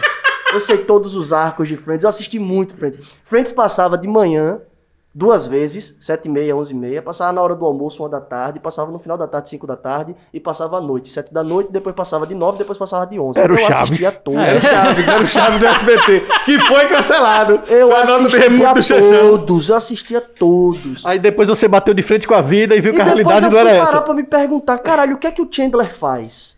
Nada. Não, ele tem um emprego muito bem remunerado, tanto é que ele consegue pagar o aluguel pra Ele ele trabalha e pro com Joey, processamento porque o Joey de é dados. ator desempregado. Ele trabalha com processamento de dados. Ele trabalha com processamento de Na dados, mas indústria da ninguém informática. sabe. Ninguém sabia. E depois ele vai trabalhar em marketing. na Ele última fabrica a temporada. mochila que põe no pombo. Você vê que eu sei, né? O documentário que o Ricardo assistiu. A Mônica era chefe de meio período. Ela era chefe de buffet, depois passou um tempo desempregada, depois vai trabalhar na lanchonete. E ela morava Resumindo. num apartamento caralhoso. Jorge. Assim, Jorge, assim, essa tua nota de repúdio tá parecendo assim, quando você tá falando mal de uma pessoa que você ama muito. Eu É, amo mas é Friends, isso, você não é entendeu? isso? É isso. Mas eu tenho que repudiar publicamente. É uma nota essa de cena. Eu repúdio amo, mas a passivo. minha vida não tá conseguindo chegar. É no uma mesmo nota de nível. repúdio Jorge. passiva-agressiva. Supera. Não, eu tô de boa, tô de boa. Você superou a ausência do Chaves no SBT? E aí? E aí? E agora? Esse debate não é comigo. Não se misture com essa E medalha. agora? Mande sua nota de repúdio, Jason. Minha nota de repúdio vem as tecnologias que vêm para afastar as famílias. Aí é brincadeira, Ricardo? Explica ele o que é educação Essa seria e minha nota de tecnologia. Mas vai. eu vou comentar o porquê. Minha mãe agora tem um WhatsApp. De novo? Há pouco Né? tempo. Pra sua mãe? Não, ela tem há pouco tempo. E eu descobri que ela se irrita muito com figurinha. E eu tenho uma tia que só conversa por figurinha. Aí elas estão sem se falar. E valia quando a sua tia descobriu o meme. E aí eu descobri agora, espero que a minha mãe não veja esse episódio, eu descobri agora que a minha mãe, ela não gosta de textos que encaminham pra ela. Então ela tá produzindo seus próprios textos de bom dia e tal. Eu achei bonitinho. Ela escreve no caderno e faz seus próprios textos. Aí ela compartilhou com a minha tia e eu tô no quarto só ouvindo, né? Aí a minha tia mandou algum áudio pra ela, ela disse, eu mandei pra você, não é pra você encaminhar pra ninguém não. Se você não gostou, é só você ler e ficar com você mesmo. Aí depois disso elas não estão... Gente, agressões familiares. E olha que nem tem grupo das tias ainda. Mas vai rolar, é uma tendência natural. Não, gente, pra minha mãe não entra, não. Sua mãe, ele é anti-grupo. Eu tô educando. Muito bem. Nota de repúdio, Isso Ricardo. é a falta do Chaves na televisão. É a isso aí. falta do Chaves, ele fica educando a mãe. Deixa ela usar o WhatsApp livremente, irmão. Exato. Eu tô deixando livremente. Ela pergunta que é grupo. Eu digo uma coisa que você não precisa saber. Que pessoa terrível, Xaxão. Minha nota de repúdio vai pra você que não sabe se vingar adequadamente.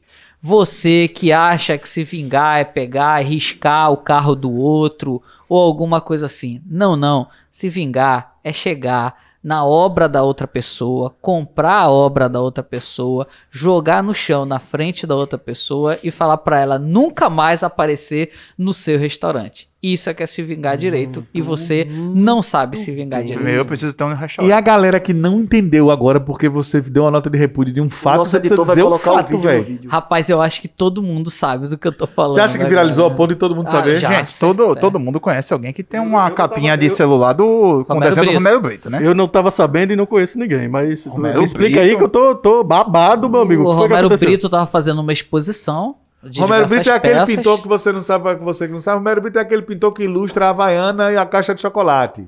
É. Aí ele tá fazendo uma exposição das suas obras. Só por isso, E mas essa teve nota de uma repúdio. dona de um restaurante que foi lá, comprou uma obra dele, ele ficou extremamente agradecido e tal, e ela virou e falou: não fique agradecido, eu gostava de você e agora não gosto mais. Nunca mais apareça no meu restaurante, nunca mais ofenda os meus funcionários.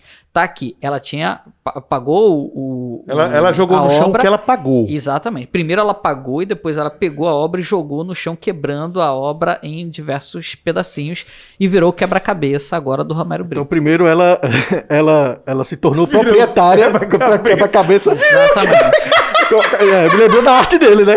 Mas, boa, ela virou proprietária e depois ela danificou a própria propriedade, que era a arte Exatamente. do A figura. reportagem que eu li fala que isso é muito comum na Europa, é extremamente ofensivo. Para o artista é. Então, assim, se você é maltratado num restaurante, o que você faz? Você volta lá, pede o prato mais caro, paga e deixa ele intacto na mesa.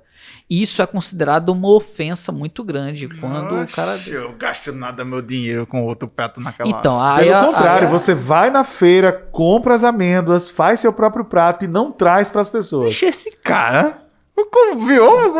Comigo eu tenho nem restaurante, nem gosto de Romero Brito. Ainda não tem restaurante, né? Mas Ainda do não jeito tem. que tá... E quando tiver, provavelmente não irá trazer para os amigos. Não, e vai porque ser restaurante, praticamente restaurante, vou ganhar dinheiro na comunidade. O Romero Brito da gastronomia. Você é o Romero Brito da gastronomia. Vai ver, Xaxão, quando tu me receber no teu restaurante, o bolinho de amêndoa intacto ali em cima. Não! A vingança nunca é plena, mata a alma e envenena. Pois a minha nota de repúdio vai para quem acha que o WhatsApp é melhor do que o Telegram. Quem não conhece o Telegram... Um oferecimento, o Pavel Durov. O milionário bilionário excêntrico russo, o rei da matemática, que inventou o Telegram, que é a rede social do futuro, irrastreável, conversas que podem Ah, o Moro sabe disso. se desinter... Como é que acho, O Telegram é muito legal, melhor para usar figurinhas. Inclusive, Xanchão, vou dizer para sua mãe passar a usar o Telegram agora. Pois é, ela vai adotar sim. Então, se você... O WhatsApp é só para grupos de família, bom dia, boa tarde, boa noite, e para figurinhas ruins. Se você quiser mesmo organizar as coisas, fornecer seus dados bem para uma multinacional, explorar a sua vida, é o Telegram que você tem que usar. O Vamos Telegram... embora? E repúdio pro Zap Zap ao vivo. Vamos embora, só se for agora. Já pedi meu drone para me buscar, mapeado por um pombo biônico. Jesus Cristo. Vamos em frente. Cuidado pra não cair em cima do Kiribati, viu? Cuidado, eu vou cair no Kiribati, inclusive estarei Pode lá. cair em qualquer um dos 4 hemisférios. Serei a primeira torcida organizada do Kiribati na história. Ali Muito tá desligado, obrigado. não? É aqui. Obrigado aos colegas de mesa. Valeu. Tchau, tchau. Vamos em frente. Torçam pro Kiribati nas próximas Olimpíadas. Domenech vai cair até o próximo episódio. Tchau. Desliga a filha do homem.